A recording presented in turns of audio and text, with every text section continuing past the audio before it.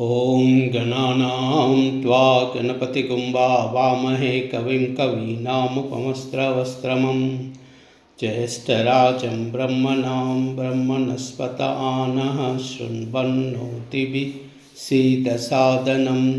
ॐ श्रीमहागणाधिपतये नमः। श्रीगुरुभ्यो नमः।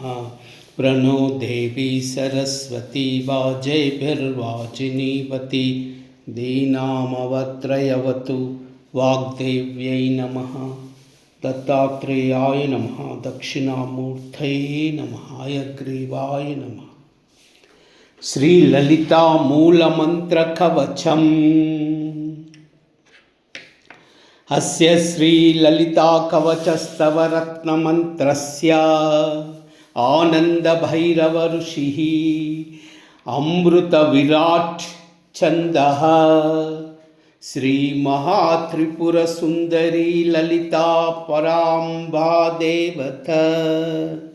ऐं बीजं ह्रीं शक्तिः श्रीं कीलकं मम श्रीललिताम्बा प्रसादसिद्ध्यर्थे।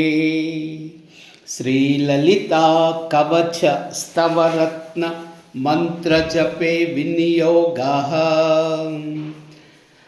ऐं अंगुष्ठाभ्यां नमः। ह्रीं तर्जनीभ्यां नमः।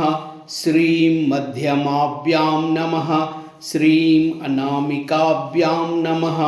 ह्रीं कनिष्ठिकाभ्यां नमः। ऐं करतलकरपृष्ठाभ्यां नमः। ऐं हृदयाय नमः। ह्रीं शिरसे स्वाहा। श्रीं शिखायै वौषट्। श्रीं कवचाय हुं।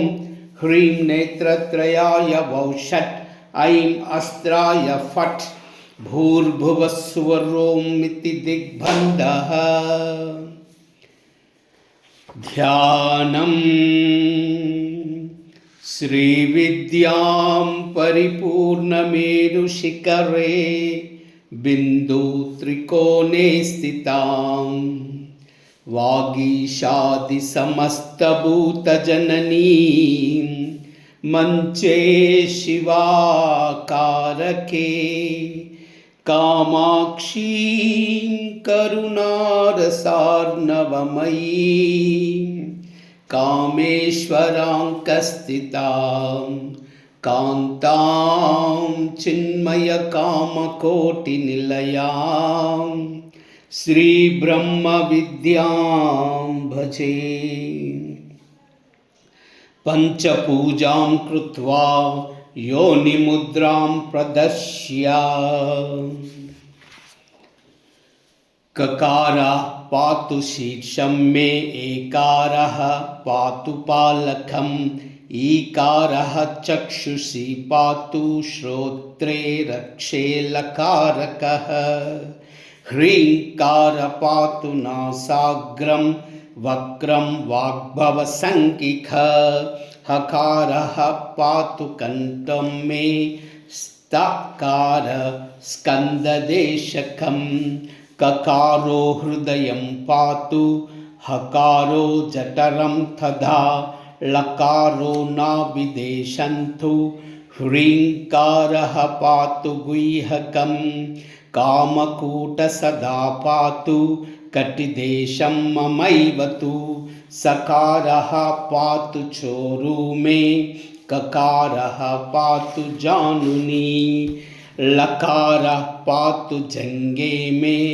ह्रीङ्कारः पातु गुल्पकम् शक्तिकूटं सदा पातु पादौ रक्षतु सर्वदा मूलमन्त्रं कृतं चैतत् कवचं यो जपेन्नरः प्रत्यहं नियतः प्रातः तस्य लोकावशं वधा।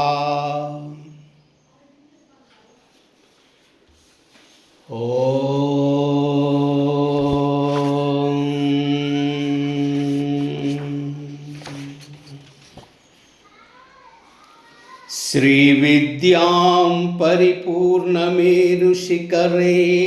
बिन्दुत्रिकोणे त्रिकोणे स्थिता वागीशादिसमस्तभूतजननी मंचे शिवाकारके कामाक्षीं करुणारसार्णवमयीं कामेश्वराङ्कस्थितां कान्तां चिन्मयकामकोटिनिलयां श्रीब्रह्मविद्यां भजे। पंचपूजां कृत्वा योनिमुद्रां प्रदर्श्य ककारः पातु शीर्षं मे एकारः पातु पालकम् ईकार चक्षुषी पातु श्रोते रक्षे लकारकः ह्रीङ्कार पातु नासाग्रं वक्रं वाग्भवसंज्ञिका हकारः पातु कंठं मे सकार स्कंददेशकं ककारो हृदयं पातु हकारो जठरं तदा लकारो नाभिदेशन्तु ह्रीङ्कार पातु गुह्यकं कामकूट सदा पातु कटिदेशं ममैवतु सकारः पातु चोरु मे ककारः पातु जानुनी लकारः पातु जङ्गे मे ह्रीङ्कार पातु गुल्पका शक्तिकूटं सदा पातु पादौ रक्षतु सर्वदा मूलमन्त्रं कृतं चैतत् कवचं यो जपेन्नरः प्रत्यहं नियतः प्रातः तस्य लोकावशं वद।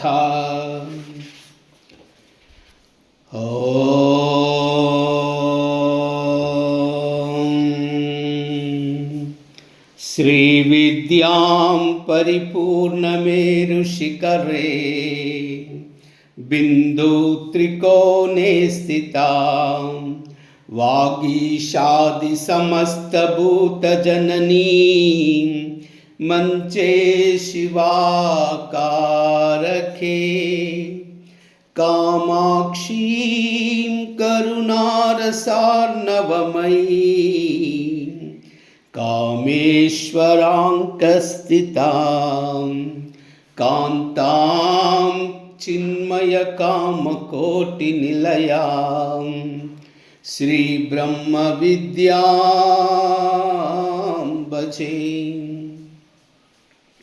पंचपूजां कृत्वा योनिमुद्रां प्रदर्श्य ककारः पातु शीर्षं मे एकारः पातु पालकम् ईकारः चक्षुषी पातु श्रोते रक्षे लकारकः ह्रीङ्कार पातु नासाग्रं वक्रं वाग्भवसंज्ञिका हकार पातु कंठं मे सकारः स्कंददेशकं ककारो हृदयं पातु हकारो जठरं तदा लकारो नाभिदेशन्तु ह्रीङ्कार पातु गुह्यकं कामकूट सदा पातु कटिदेशं ममैवतु सकारः पातु चोरु मे ककारः पातु जानुनी लकारः पातु जङ्गे मे ह्रीङ्कार पातु गुल्पका शक्तिकूटं सदा पातु पादौ रक्षतु सर्वदा मूलमन्त्रं कृतं चैतत् कवचं यो जपेन्नरः प्रत्ययं नियतः प्रातः तस्य लोकावशं वदाः। ॐ कैलाह्रीं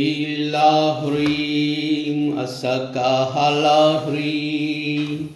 सकलह्रीं कैलाह्रीं असकहलह्रीं सकलह्रीं कैलाह्रीं असकहलह्रीं सकलह्रीं।